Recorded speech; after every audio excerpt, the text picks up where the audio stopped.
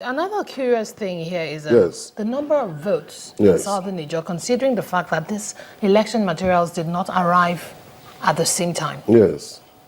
How does INEC, where did these votes come from? That is the question. That is a very good question you are asking. That is what we are saying, that there were no votes. There were no votes. Let me give you the statistics, for example. In Yenegua, they have about 130-something registered voters, but about 44,000 people came out to vote. In Southern Niger, they have about 138 or 129, thereabouts, registered voters, but they got PVCs of 68,000. And we are hearing figures of 70-something thousand.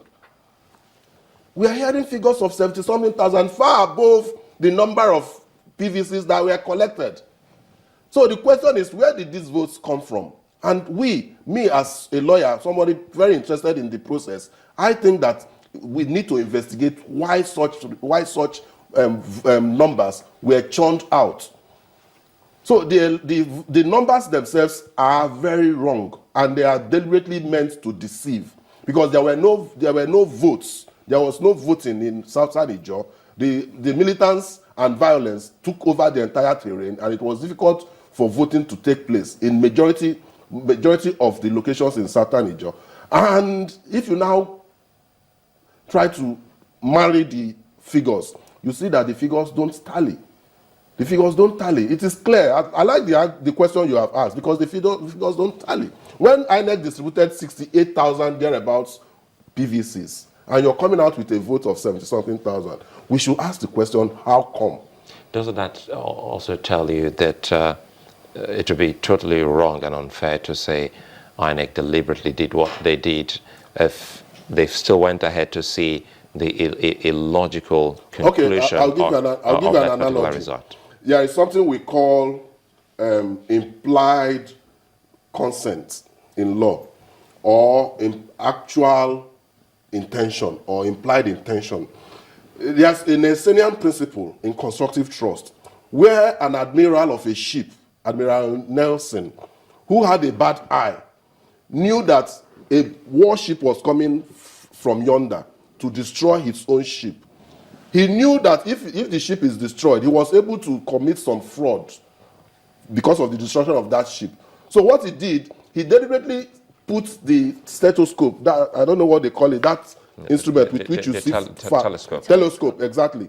He put it into his bad eye and pretended to be looking, and said he didn't see the ship coming. Eventually his ship was destroyed, and he came out to defend himself that he tried his best. He put in his best efforts to see that he saw the ships, but he didn't see any ship, and so he was not liable. But it was imputed on him that he ought to know that that ship was approaching, and as such, that knowledge, that intention to be part of the fraud was imputed upon him. So it became deliberate, even though he has said that it wasn't deliberate. So if you draw that analogy with INEC, where you are doing something, and you know that the way you have been doing something is not giving you the desired results, and you still continue to repeat that thing the same way, you are going to get the same results, and eventually we will impute deliberateness upon you. It has always given them good results, but on this because there have been no contest. And that is why you look at the aspect of violence and which marred this particular process in that part of the state. We thought that now the security agencies were on top of the game, knowing full well that a whole lot was deployed to that particular state. Don't forget, this is not a general election. Yes. It's what you can at best call a one-off election. It's unfortunate. As a civil society organization whose members were present on ground, we had minutes, hour by hour reports of what was going on. You can even impute complicity on the part of the military. You see, we have been defending the fact that the military is important in some of our electoral systems. The participation of military is not illegal in itself, but it is the extent to which you participate, or to the extent to which you remain docile, or you fail to act when you have seen daily issues that you should react to. Then we can say that you are doing the participation in the wrong manner. So I am saying, and that's my submission, that Southern Niger the military failed to stop the militants and the violence that took place there. And as a result, there was no election in southern Niger. Yeah. And in any case, if you look at the mood of that place, you would easily say that there was some form of some form of underhand tactics, because people came out, people were screaming, people even came out with placards that military should go, military should allow them vote and all that. And some people even came out that INEC came late. That shows you that the people are intending that their votes count. Okay, Mr. Boko, just yesterday we saw 14... Mr. Ikeji. Oh, okay, I beg your pardon. Yes. Ikeji. I mixed you up with the other guest. Yes. Just yesterday, we saw 14 political parties applaud INEC, and they came out to say, you did a great job. Could it be that INEC actually did a great job, and then it's okay? Then we also saw some protesters from APC protesters saying, "Oh, we are not satisfied with the outcome of the election." But these 14 political parties say INEC did a great job. Yes. Could it be that INEC did a great job, and then things only played out that way because of some challenges that could not be avoided? Not that they didn't put in enough effort. Yes, to the extent that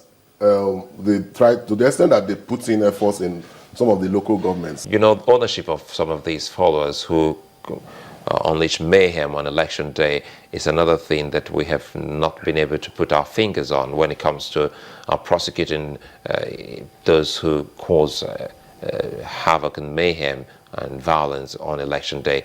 Bayelsa, in this case, is still very much in the news. And don't forget, the election is not done and dusted yet, as it is inconclusive. We'll be going back to the polls. How can these problems be sorted out so that they can have a peaceful and acceptable result? I think it's easy. First, we accept the problem. What are the causes? The causes of the problem, and you look at the effects, and then you look at the solutions. The point is that the military and the police, they have the wherewithal to contain some of these situations. It is the will on their part to so do that matters. So what do you do? Replace all the military personnel that were in the December 5th and 6th elections. Change everybody from the top to the bottom. There should be a new team. A new team, completely new team. Would this be the solution? It will go a long way. Now, give them a mandate and make it a clear mandate, a transparent mandate, that any violence by militants that do not receive equal amount of repulsion from the military will be taken out on them as indiscipline. That is one of the problems, because the military shouldn't be involved in participation in the elections by way of administrative participation. But the military is important because we are noticing and seeing violence. We are seeing ballot box snatching. So if the military is there and ballot box snatching continues and shootings continue and people are killed, what then is the role of the military? Ikechukwu Ikeji, lawyer, thanks for speaking with us on this matter. I'm most obliged. Thank you for having me. That's a wrap on the show this morning. Many thanks for being such a nice company. I'm Sulaiman Alede. Thank you for watching. I'm Imana Amawe. Have a nice day.